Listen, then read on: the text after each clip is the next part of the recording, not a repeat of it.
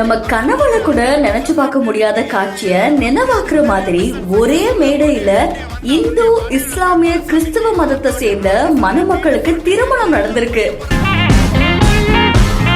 கோலாகலமான முறையில நடந்த இந்த திருமணத்துல வந்த மணமக்களுக்கு 10 கிராம் தங்கமும், கட்டில், மெத்த, பாத்திரங்கள்னு பல சீர்வரிசைகளும் கொடுக்கப்பட்டிருக்கு. வறுமையில வாடுற ஏழை எளிய பெண்களுக்கு உதவுற வகையில நடந்த இந்த திருமண நிகழ்ச்சி பலரையும் மெய்சிலிர்க்க வச்சிருக்கு.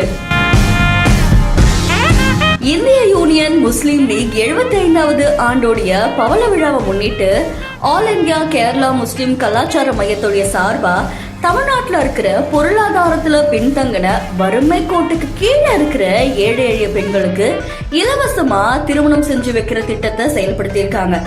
75 பெண்களுக்கு திருமணம் செஞ்சு வைக்கிற இந்த திட்டத்துல முதல் 2 கட்டம் முடிஞ்ச நிலையில 3ஆம் கட்டத்துல நல்லிணக்கத்தை வெளிப்படுத்துற விதமா ஒரே இடத்துல இந்துக்கள், இஸ்லாமியர்கள், கிறிஸ்துவர்களை சார்ந்த 23 ஜோடிகளுக்கு திருமணம் செஞ்சு வைக்கப்பட்டிருக்கு. இந்த மணமக்கள்ல 6 ஜோடி இந்துக்களாவும், 3 ஜோடி கிறிஸ்துவர்களாவும், 14 ஜோடி இஸ்லாமியர்களாவும் இருந்திருக்காங்க. சோ அவங்க முறைப்படி திருமணம் செஞ்சு வச்சிருக்காங்க. உற்சாகத்தோட தங்களுடைய வாழ்வை அடுத்த கட்டத்துக்கு கொண்டு போகணும் அப்படின்னு சொல்லி பல சீர்வரிசைகளும் கொடுத்திருக்காங்க. அதுல இந்த 23 ஜோடிகளுக்கும் 2 லட்சம் மதிப்பிலான கட்டில், மெத்தை, பீரோ, பாத்திரங்கள், மளிகை சாமான்கள்னு பல சீர்வரிசைகளை கொடுத்திருக்காங்க. அதோட 10 கிராம் தங்கமும் கொடுத்திருக்காங்க. இதுல ஒவ்வொரு மதத்தவருக்கும் அவங்களுடைய மதங்களுடைய வழிகாட்டுதலா இருக்கணும் அப்படின்றதுக்காக குரான், பைபிள், பகவத்கீதை கொடுத்திருக்காங்க. சோ இந்த விழால கலந்துகிட்ட 2000 பேருக்கும் அசைவ விருந்தும் பரிமாறப்பட்டிருக்கு.